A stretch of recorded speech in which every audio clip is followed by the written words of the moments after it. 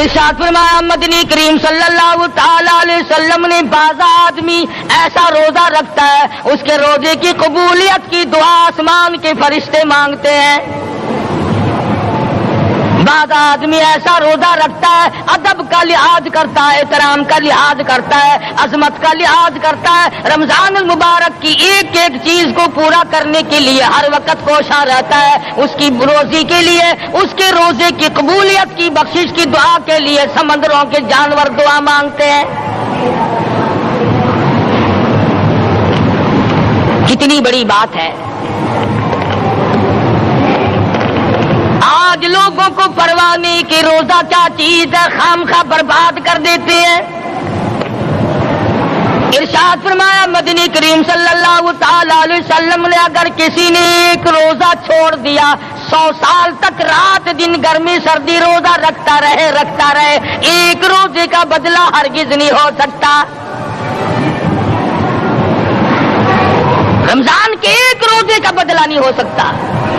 اور یہ بھی کوئی انسانیت ہے کہ اپنے رب سے دھوکہ کرنا, اپنے رب سے چلاکی مارنا. جس نے کاروبار دیا, جس نے دھندا دیا, جس نے روزی دی, جس نے اولاد دی, جس نے جوانی دی, جس نے سب کچھ دیا, اس کے احکام میں, اس کے قانون میں ہیرا پھیری.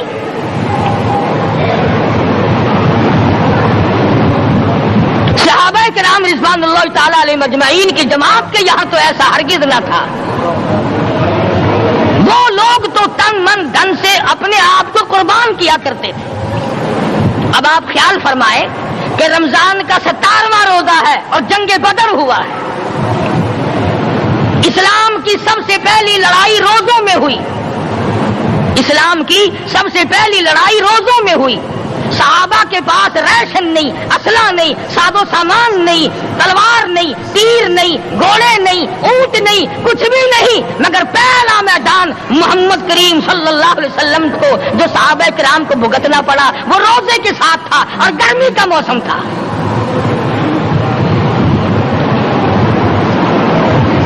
بڑے دکھ کی بات ہے کہ رمضان مبارک گزر گیا, باز گرمی میں گھر والوں نے رمضان کو داخل ہی نہیں ہونے دیا.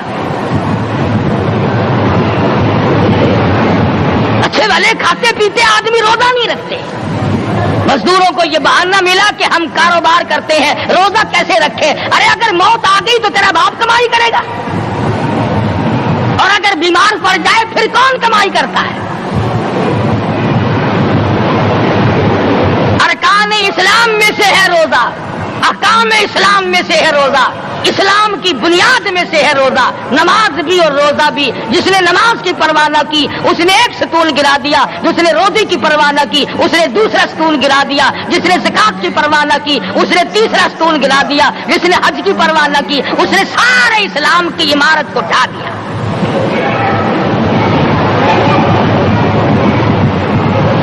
ارشاد فرمایا مدنی کریم صلی اللہ تعالی علیہ وسلم نے کئی لوگ قیامت کے دن اپنی قبر سے اٹھیں گے, ان کے منہ سے کستوری کی خوشبو آ رہی ہوگی. لوگ کہیں گے الہی یہ کون لوگ ہے؟ جواب ملے گا تم کھایا کرتے تھے, تم پیا کرتے تھے, یا روزے رکھا کرتے تھے, روزہ رکھنے والے لوگ ہیں.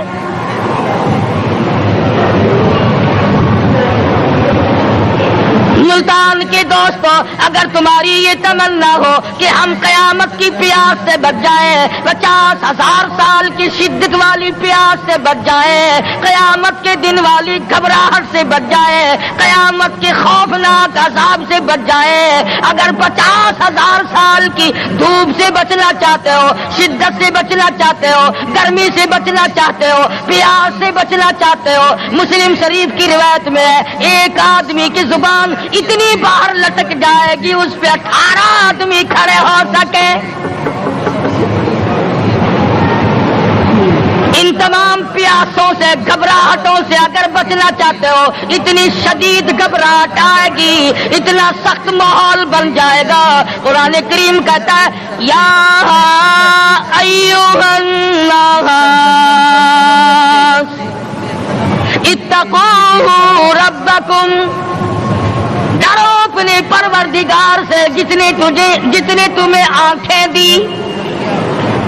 اتقوا ربکم ربکم، ڈرو اس پروردگار سے جس نے زبان دی. اتقوا ربکم، ڈرو اس پروردگار سے جس نے اولاد دی. اتقوا ربکم، ڈرو اس پروردگار سے جس نے کاروبار دیا. ڈرو اس پروردگار سے جس نے ہاتھ دیے، جس نے پیر دیے. فرمایا اتقوا ربکم ان زلزلۃ الساعۃ شیء عظیم. اتنا سخت گھبراہٹ ہوگا قیامت کے دن. نبی کریم صلی اللہ علیہ وسلم نے فرمایا اگر کوئی اس پیاس سے بچنا چاہتا ہے، اس گھبراہٹ سے بچنا چاہتا ہے، تو ایک ہی صورت ہے کہ وہ رمضان کے روزے رکھا کرے. حدیث میں آتا ہے کہ قیامت کے دن اللہ پاک جل شان عرش عظیم کے سائے میں کچھ لوگوں کو دسترخوان پہ بٹھا کر کھانا کھلائیں گے. اس تباہ کاریوں والے دن، پریشان حال والے دن، جس دن یہ حال ہو، فرمایا یوم یفر المرء من اخیہ وامہ وابیہ وصاحبتہ وبنیہ. اما ابا بیوی اولاد کوئی بھی کام آنے کو تیار نہیں. حالات اس طرح سے دگرگوں بن جائیں گے. فرمایا کلا اذا بلغت التراقی وقیل من راق وظن انه الفراق والتفت الساق بالساق الى ربك يومئذ المساق. فرمایا موت تمہارا کام آ کر تمام کر دے گی. یہ ہاتھ کام نہ کریں گے، یہ آنکھ کام نہ کریں گی، یہ پیر کام نہ کریں گے، یہ دل و دماغ نکما ہو جائے گا، یہ بیوی بچے کام نہ آئیں گے، یہ دھن دولت کام نہ آئے گی. تمام کا تمام نظام کائنات بیکار ہو جائے گا. تو خداوند کریم نے رمضان المبارک کے ساتھ ساتھ شب قدر کی حج کی رات عطا فرمائی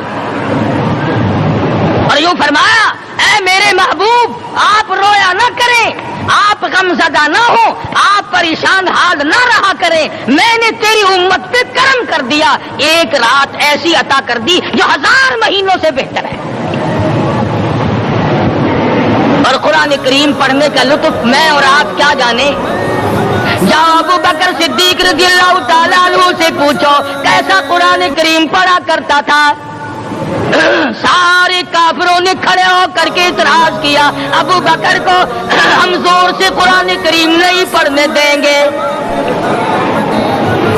ابو بکر قرآن پڑھتا ہے، ہماری عورتوں پر اثر انداز ہوتا ہے، ہمارے بچوں پہ اثر ہوتا ہے. اور مکے کے کافروں کا یہ بیان ہے کہ جب صدیق اکبر قرآن پڑھتا تھا پہاڑ لرز جایا کرتے تھے.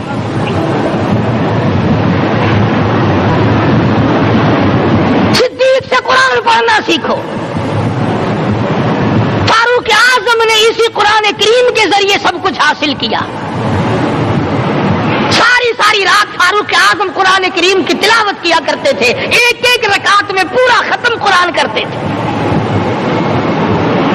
آج تو یہ باتیں کہانی نظر آتی ہیں. صدیق اکبر سے قرآن پڑھنا سیکھو، فاروق اعظم سے قرآن کریم پڑھنا سیکھو. سیدنا عثمان ذی النورین رضی اللہ تعالیٰ ایک رات میں اور ایک رکعت میں پورا قرآن ختم کیا کرتے تھے. نبی کا دوہرا داماد عثمان ذی النورین، جس کو دیکھ کر حضور اکرم صلی اللہ علیہ وسلم فرمایا کرتے تھے او لوگوں میں عثمان سے حیا نہ کروں جس سے آسمان کے فرشتے بھی حیا کرتے ہیں، جس کا آسمان والے فرشتے بھی ادب کرتے ہیں، میں اس کا ادب نہ کروں.